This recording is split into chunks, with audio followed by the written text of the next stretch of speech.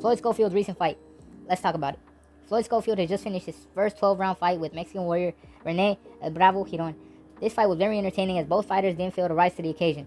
Rene showed us great heart and a granite chin, whereas Floyd Schofield showed us his willingness to put on a show and get into firefights, even if it's at his own expense, which we'll get to later. The fight happened yesterday night and didn't disappoint, as we saw Floyd Schofield throw everything he had at Rene, who just refused to go down and didn't even look really hurt at any moment. Rene had trouble closing the distance with the 22-year-old prospect whenever Floyd chose to box him. He would use his quick footwork and jab to keep him at bay, and Rene didn't have an answer for it. Despite an incredible volume, there was never a time where Rene was really in trouble. Floyd said he would get him out of there before the 4th round, and this may have led to him taking unwise decisions. You could see Floyd Schofield close the distance himself to get into firefights on the inside with Rene, and these never seemed to do him any good. In fact, it seemed to work against him when he would get hurt in the 3rd round. This is where he would make a terrible mistake. In the 3rd round, after getting hurt by what he said was a shot behind the ear, he would turn his back to his opponent and put a hand behind his head while walking away. The most important rule in boxing is to protect yourself at all times, and we saw him break this rule.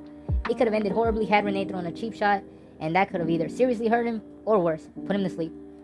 Despite this, we will see Floyd's corner continuously try to tell him to use his boxing and to not fight Rene.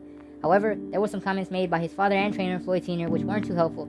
Telling your fighter he needs to knock his opponent out because the people are expecting it isn't wise, especially when your fighter is winning the fight.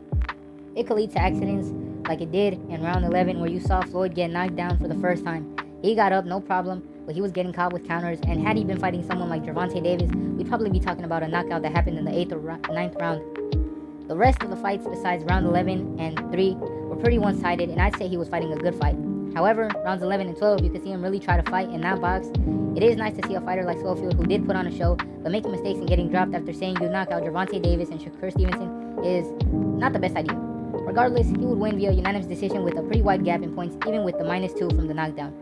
Now, what's next for the prospect from San Antonio, Texas?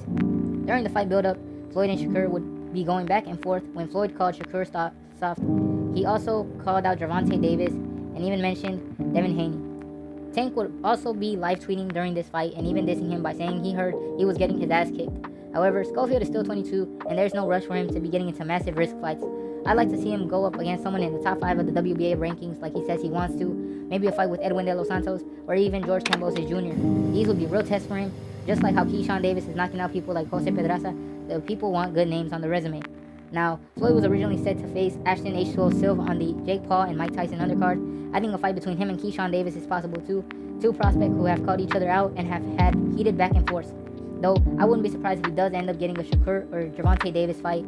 It's just, in my opinion, it is still too soon. However, I would like to see him get better, and this was a great showing for him and a learning experience. I'd also like for him not to go the Devin Haney route where his father is the main one speaking and promoting the fights. Sometimes you don't know whether it's Floyd Schofield Sr. or Jr. who's fighting by the way he is building up the fights. It steals the shine away from his son and puts it all on him. Anyways, I'd like to hear your guys' thoughts on Kid Austin's recent fight and career, as well as what's next for him down in the comments below. As always, I'll see y'all later. Peace.